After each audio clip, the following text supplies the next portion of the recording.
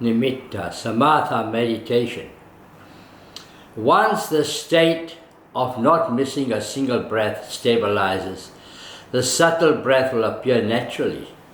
The subtle breath is a state in which the breath is so subtle that we may not be able to perceive it all the time. In the mind, in the third stage, we were observing the breath clearly, as if we were seeing it with our eyes, from the beginning to the end of a single breath. This is the reading of the Samatha Meditation, Chapter 2, Part 2. In honor of the great Buddha, the beneficent, the merciful one. However, in the fourth stage, we are now unable to observe the breath clearly.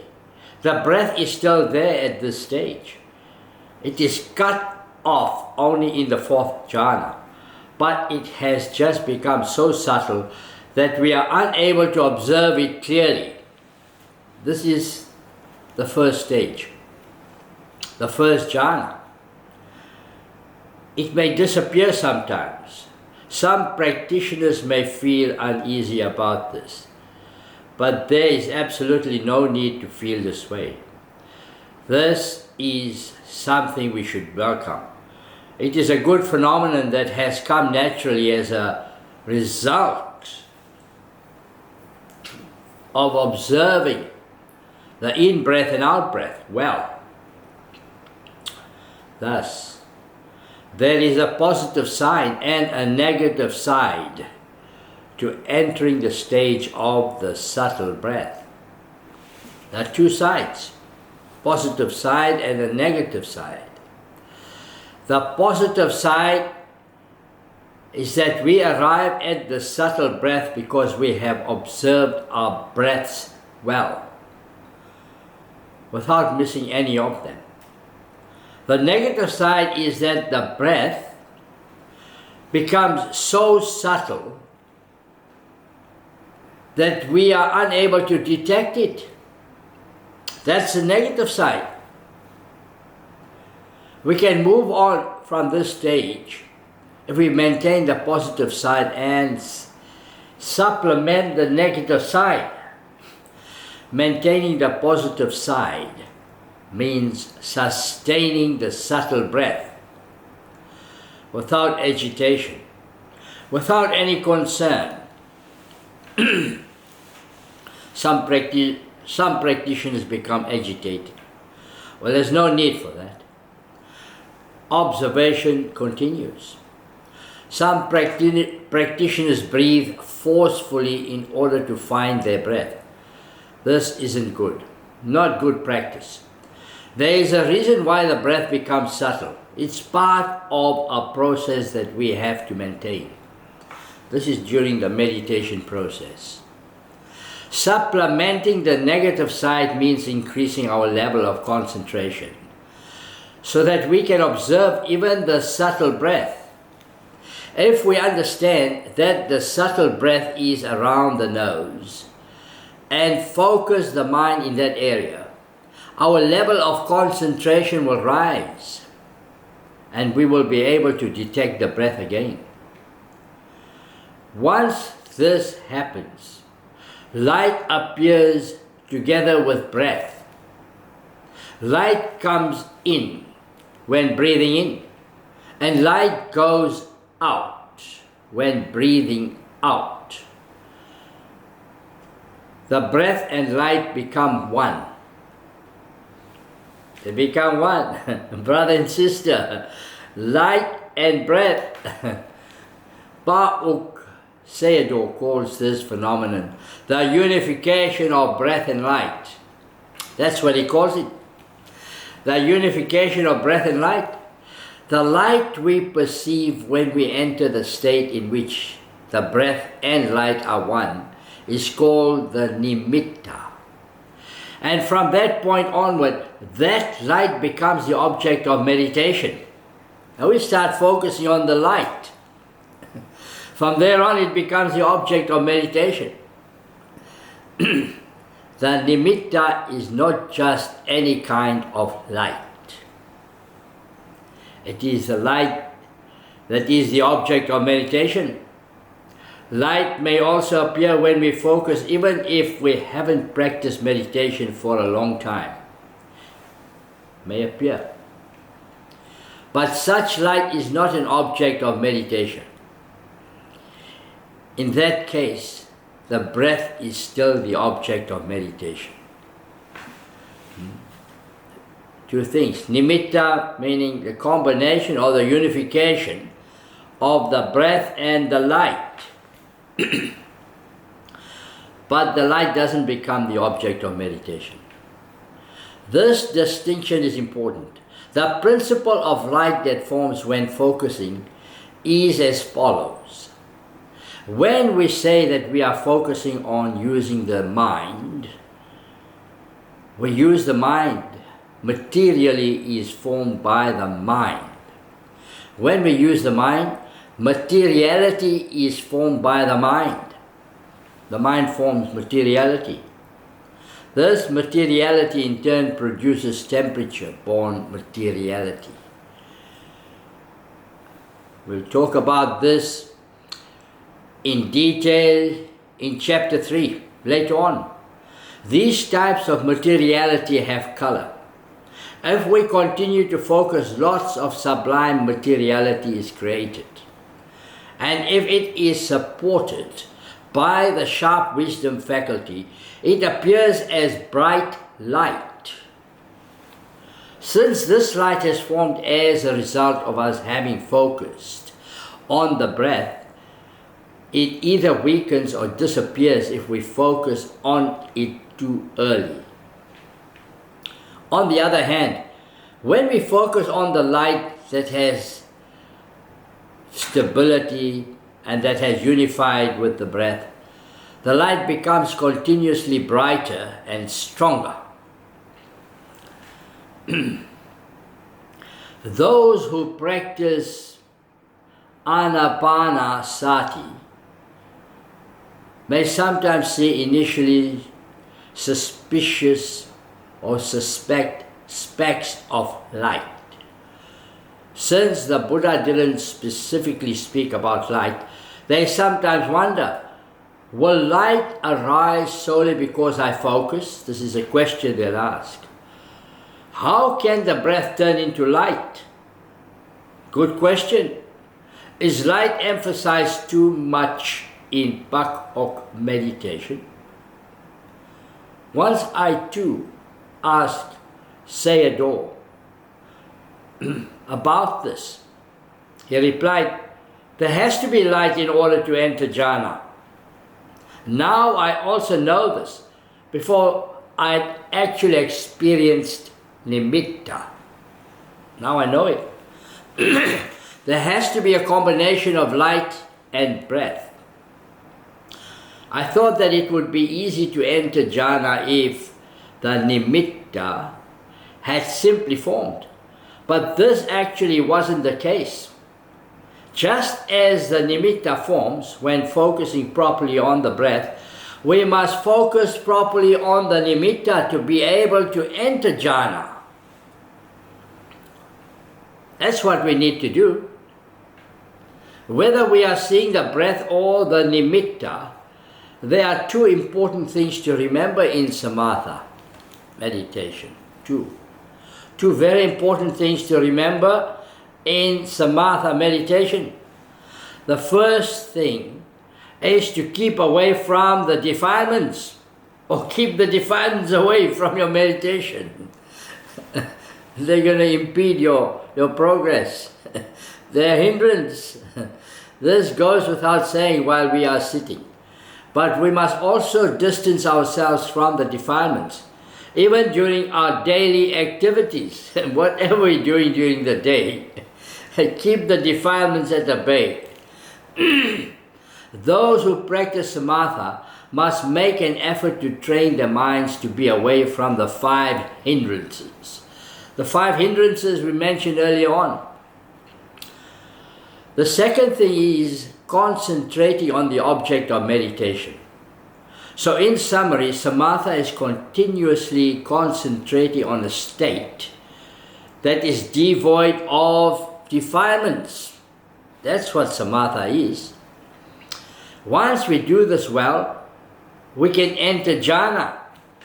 How wonderful.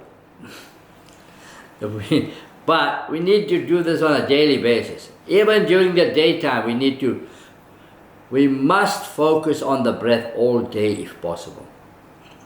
During times when it's difficult to focus on the breath, such as when we take a shower or eat, we must focus on what we are doing at the present moment. In addition, even if thoughts are present, we must follow them. That way we will be able to focus easily on the breath. Or the nimitta when we sit down to meditation. Because we've been doing this all day. We've been having this breathing meditation all day. We've been following our breath all day. Samatha is training the mind to bring itself together around one object. That's what samatha is. The mind has to be brought together because of its scattered condition. Also, while we practice Samatha meditation, we must try to do so in such a way that concentration is developed when we focus on an object of meditation. Whether it is the breath or the nimitta, if we aren't careful, we will start comparing our previous practice to our current practice, which is a mistake. We should never undertake any comparisons. Previous practices are all gone, which prevents us from being immersed in our present practice, our present session of meditation. We must do our best with the practice at this moment and make sure that our previous sittings or our previous practices don't come up when we sit to practice. In order to support this, after finishing a sitting, it's good to reflect upon or record anything about how the practice went. It's a good idea to record your experience. This is because if you didn't or if you haven't been careful, say you haven't been, and have started comparing any previous practice to your present practice, then reporting this may, to the practice, the teacher with my memories during interviews and then later recorded, that I reported to him for future reference. So it's good to record your experience. The method of saying nimitta, although the nimitta that first forms is in fact light, it is unclear like fog or clouds and is called the taken up sign, ugaha nimitta in Pali. Meditators need to wait until it is stable and strong, which means when the unification of light and breath is stable. If we focus on this, it will become brighter and brighter until it becomes very bright like a shining gem or the morning star. This is by continuously focusing on the object, keeping the breath going. The sign is called the counterpart sign, Pati Bhaga Mitta. Pati Bhaga Mitta is the Pali word. The types of taken up signs and counterpart signs will differ depending on the practitioner. The different types, they differ from practitioner to practitioner. Even the nimitta is present and fully formed, it is still good to observe the breath when we first sit down to practice. We should observe the breath comfortably and as much as possible, regardless of whether it is subtle or not.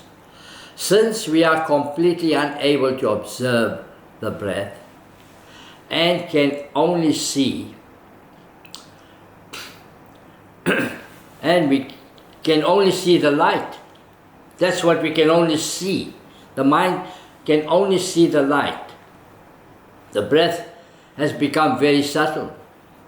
In the place of our breath, so we're seeing the light instead of our breath. We should then observe the light. If we can detect the breath again, it is good to observe the breath. If we do this, we will always be focused on just one object. That's keeping the mind busy. Keep that mind busy, yeah? Either with the light or with the breath. Whether it is the breath or the light, we are bringing the mind together. This is the unification of the mind. This is the unification of the mind. This is the focus of the mind. Here we must keep in mind that the light that unifies stability with the subtle breath is the object that can lead to jhana observation concentration. If we observe the light that was, or that this way, it'll become stronger and stronger. If the mind focuses on one object continuously without wandering away, at some point we will experience the light pulling us in. The light's like a magnet.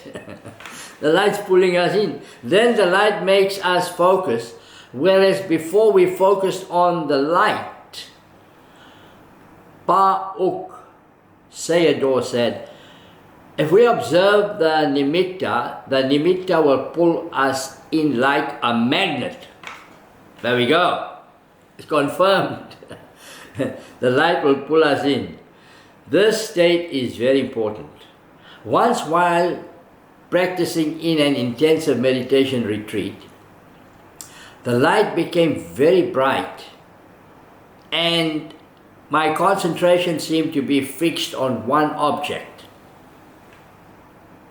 So I told Pa Uk Sayadaw about this, with the sense that it might be enough. But he told me to continue focusing.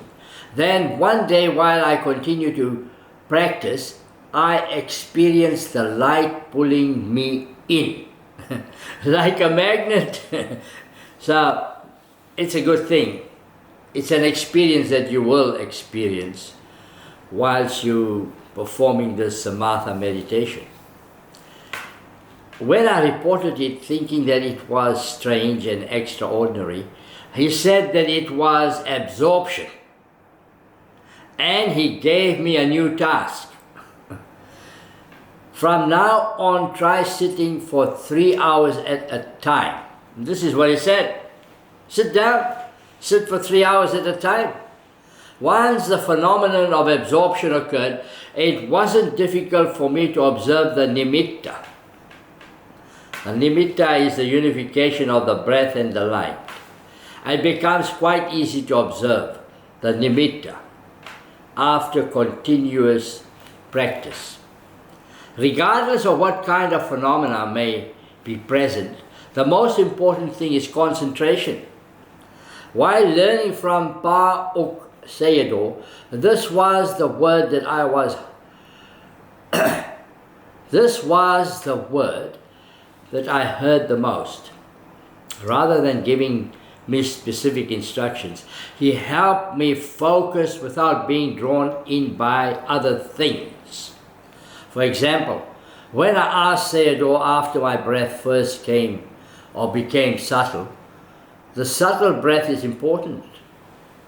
Well, the subtle breath is important, according to Sayadaw. He said that the concentration was important. Through my practice, I know from experience that all of the important things that we experience in meditation come through concentration. It's concentration, meditation, everything, our whole experience comes through concentration.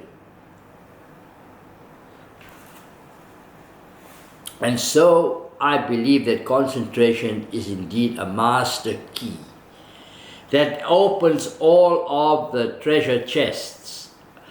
After having developed concentration, the meditator cannot yet begin to practice to know and see the Dharma as it really is. Only after having developed concentration can the meditator start to practice to know and see the Dharma as it really is. And the whole practice ends with the attainment of knowledgeable of the path, of the knowledgeable of the path associated with concentration. Everything associated with concentration, the entire path. So it wouldn't be an exaggeration to say that meditation begins and ends with concentration. And so there are four kinds of material jhanas and their factors. And so we'll speak about the initial application of the first jhana. The first jhana application has a component of joy, happiness, concentration. And the second one has a component of joy, happiness, and concentration. Then the third one has a component of happiness and concentration. And the fourth one is equanimity and concentration. If we observe the breath or the nimitta as described above, we enter a state in which we concentrate automatically. Once we reach that state, we won't be able to go to another object even if we want to. And it'll be impossible for us to have other intentions aside from focusing on that one object. Our arms and legs will feel immobilized. Our body will be fixed right there where it is. This is our body. That's what happens to the body. And our mind will also be fixed on the nimitta. This is our experience. It becomes impossible to have any intention of doing something else. We become totally immobilized in that state of concentration. There is only concentration on the nimitta. This is experience. Time will flow by without our noticing. This is the state of jhana that you're experiencing. At this time, the five factors of the first jhana become clear. Initial application, sustained application, joy, happiness, and concentration. Examination of the jhanic factors is done in the mind door.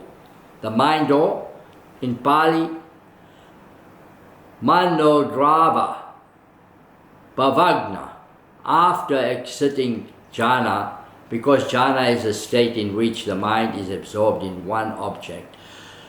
So, we cannot examine jhanic factors while in it.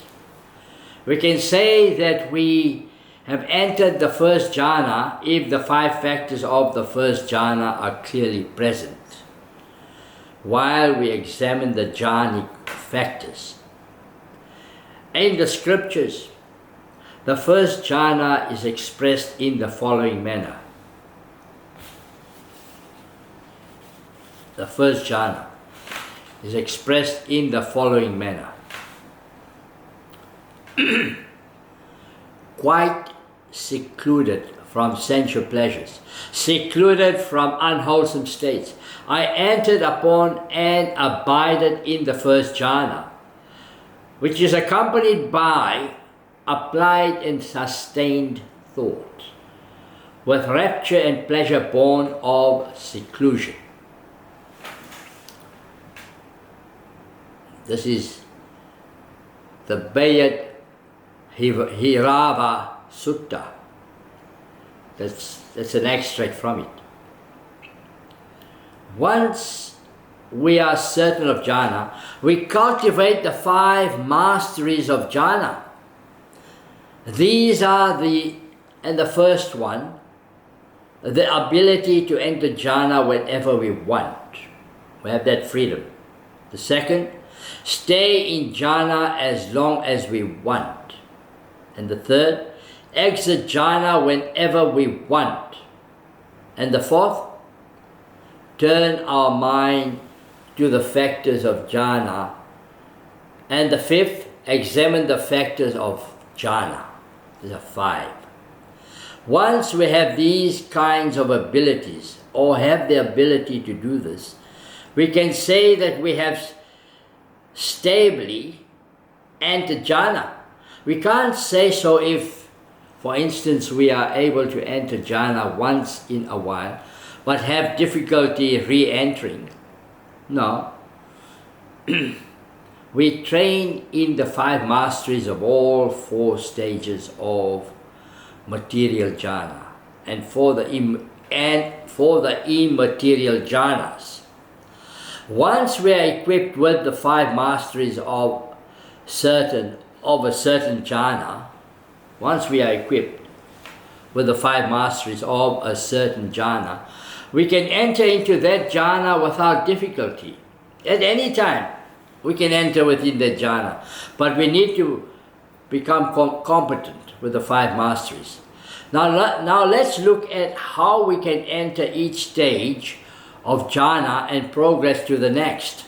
We can attempt to enter the 2nd jhana once we have cultivated the 5 masteries of the 1st jhana successfully, competently, without any difficulty.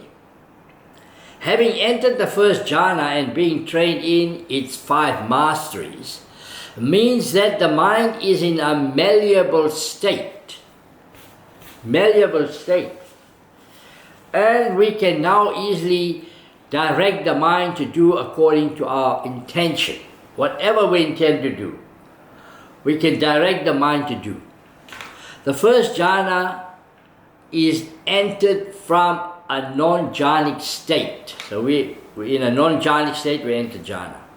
Although the 1st jhana is a state in which the mind is brought together, it is close to the non-jhanic state. And so we may return to that non-jhanic state at any time. And so, keeping this in mind, we contemplate in the following manner. And this is how we contemplate.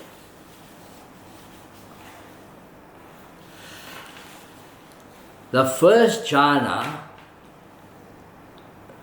is close to the 5 hindrances, from the non-jhanic state to the jhanic state. Initial application and sustained application are gross factors. I will remove initial application and sustained application and enter and dwell in the more tranquil 2nd jhana. Then once initial application and sustained application disappear, we will enter into the state of the 2nd jhana. Initial application and sustained application are continuous efforts that turn toward the counterpart sign. And the counterpart sign, the Pali word for the counterpart sign, is Patihaga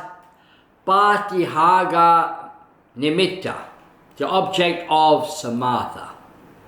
Once these are absent, the 1st jhana ceases. In the 2nd jhana, the jhana is sustained without these efforts.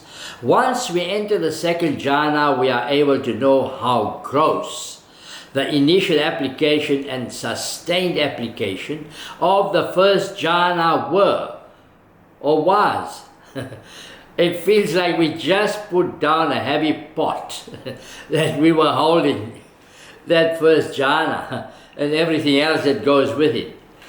The 2nd jhana is a state in which the light is brighter and we focus better, because initial and sustained applications have been removed. There's no more struggle.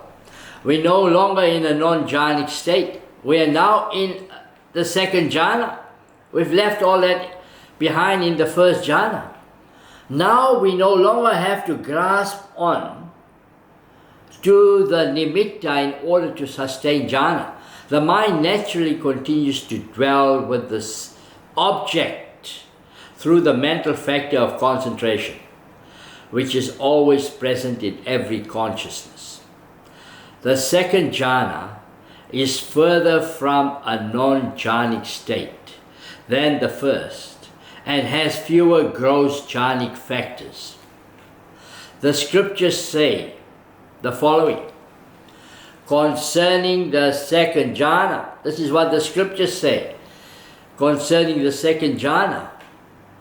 With the stilling of applied and sustained thought, I entered upon and abided in the second jhana, which has self-confidence and singleness of mind, without applied and sustained thought, with rapture and pleasure born of concentration. And so that's what the scriptures say of the second jhana. Worthwhile remembering and going over, understanding it in detail. The jhanic factors of the second jhana are joy, happiness and concentration. Once these three factors become clear upon exiting the second jhana, and examining its jhanic factors, we train in the 5 masteries of the second jhana. Once we are skilled in the second jhana through the 5 masteries, we then attempt to enter the third jhana.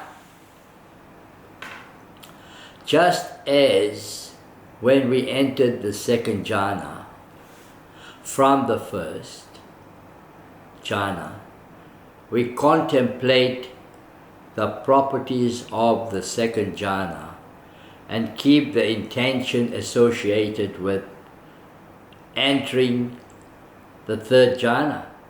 Deep in our minds, the second jhana is close to the first jhana, and the joy of the second jhana is a gross factor. I will eliminate joy and enter and dwell in the more tranquil third jhana. Then a change will arise in the mind. Joy will disappear, and we will enter the third jhana, where only happiness and concentration remain. There's only happiness and concentration. There's only the experience of happiness and concentration in the third jhana. Once joy disappears, we are able to know that joy was a gross factor. And we are able to know that joy disappears while happiness remains, because joy and happiness are clearly different. Joy is delight toward the counterpart sign. As joy disappears, we become calmer and more stable. In other words, the mind becomes more stable and concentrated in the third jhana as a result of disappearance of the gross joy toward the object of meditation. In jhana, our dependence on the emotional reactions to external objects decrease. In jhana, our dependence on and emotional reactions to external objects decrease more and more, and we become more and more engrossed in the mind's ability to know the object. In the scriptures, the third jhana is expressed as follows, and this is what the scriptures say and describe the third jhana as: with the fading away as well of rapture, I abided in equanimity and mindful and fully aware, still feeling pleasure with the body. I entered upon and abided in the third jhana, on account of which noble ones announce.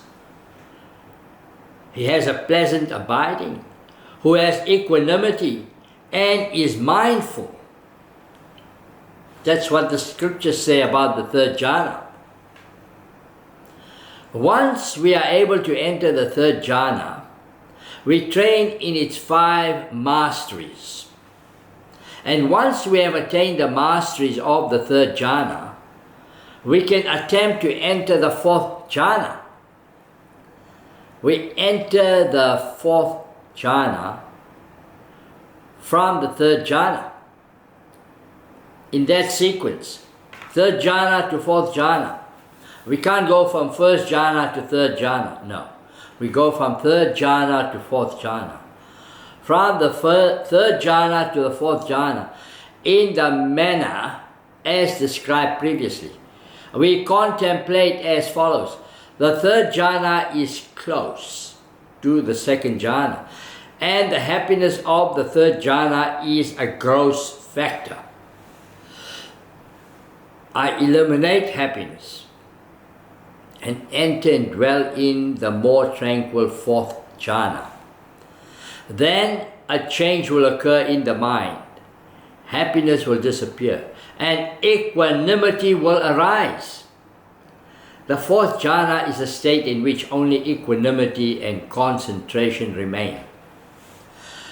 We will look at an object as it is with equanimity, neither disliking it nor liking it. We become solely focused on the object. I had a rather interesting experience while in the 4th jhana. I had this experience. I had a very interesting experience when I was in the 4th jhana. When I practiced Samatha meditation at the monastery, it felt like there was a slight agitation in my mind, and like my heart was moving very subtly anytime I was contacted by someone. I felt this way up through the 3rd jhana, but as I entered the 4th jhana, the movement stopped. This subtle agitation stopped. I was able to experience this phenomenon about 3 times. Whenever I entered the 4th jhana, as I went from the 1st jhana to the 2nd jhana and then to the 3rd, the gross factors concerning the object of meditation fell away, and I reached the 4th jhana, where there was only concentration. I was now in a state in which I could know the object solely as it was. The 1st through 3rd jhanas were good, but it felt like the 4th jhana was a completely different level of jhana. The feeling was completely different, very different, quite different from the previous 3 jhanas. And this is what the scriptures describe the 4th jhana as. With the abandoning of pleasure and pain, and with the previous disappearance of joy and grief, I entered upon and abided in the 4th jhana, which has neither pain nor pleasure, and purity of mindfulness due to equanimity. And that's what the scriptures say about the 4th jhana and the experience in the 4th jhana. Then experience. You should experience at least once in your lifetime. Once the 4th jhana becomes somewhat certain, we train in the 5 masteries of it. until we become skillful. So there we go. We've been through all 4 jhanas. You have received a lot of detail regarding these 4 jhanas. The entry of the 1st, 2nd, 3rd and 4th jhana, and the experience in this state of jhana. Samatha meditation. Nimitta, the experience of nimitta, when the breath combines with the light. And then the light becomes more intensive, becomes very intense. It starts pulling you in like a magnet. So, what a fantastic delivery, I believe. I've enjoyed delivering to you. And so if you enjoyed this delivery, please subscribe to my channel. As there's a lot more coming your way with regards to Samatha meditation, Jhana meditation, and also Vipassana meditation. So don't miss out. Please subscribe to my channel and let's keep going. Let's keep going together. So until next time, have a great day and stay safe.